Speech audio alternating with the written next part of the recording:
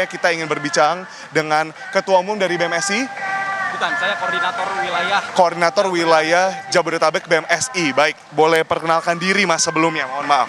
Ya, saya Sabit Syahidan dari Universitas Negeri Jakarta. Oke, Mas Sabit, seperti itu. Mas, boleh kami ketahui apakah di sini pemerintah sudah memberikan respon seperti itu, baik representasinya?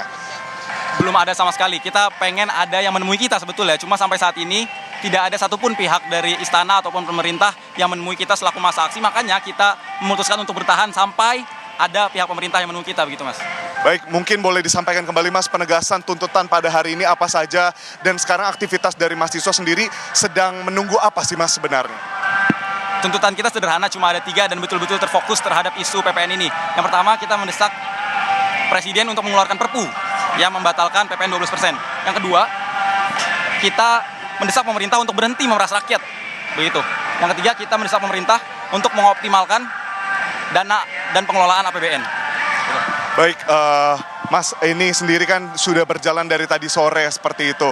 Nah, ini berarti kan masih akan terus berlanjut. Apakah akan pulang seperti itu? Karena ini sudah mengingat sudah malam juga, berdasarkan dari permintaan kepolisian juga untuk mundur seperti itu dan kembali ke rumah masing-masing. Ya, sebetulnya kita tahu betul bagaimana skema polisi. Mereka menjanjikan silakan aksi besok-besok, tapi kita tidak mau itu. Kita ingin tuntutan kita hari ini dipenuhi sekarang juga, gitu. Karena kita sudah sama-sama sepakat bahwa kita tidak akan mundur sama sekali, walaupun kita dipukul mundur, kita akan terus bertahan sampai tuntutan kita dinyatakan diterima dan juga akan direalisasikan, begitu.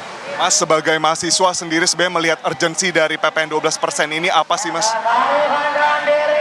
Itu betul-betul berdampak langsung pada masyarakat yang nantinya segala sektor akan mengalami peningkatan, yang itu mempengaruhi daya beli masyarakat dan juga bagaimana susahnya masyarakat, khususnya masyarakat kecil yang hanya dinaikkan 1% tapi akan terkena ke seluruh segmen dan juga seluruh sektor. Itu yang saat ini kita protes, gitu.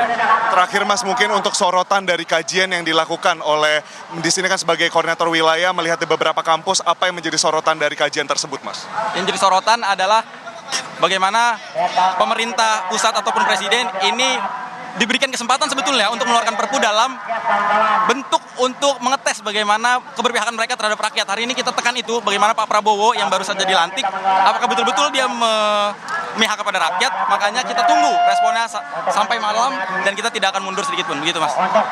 Baik, terima kasih banyak Mas atas waktunya.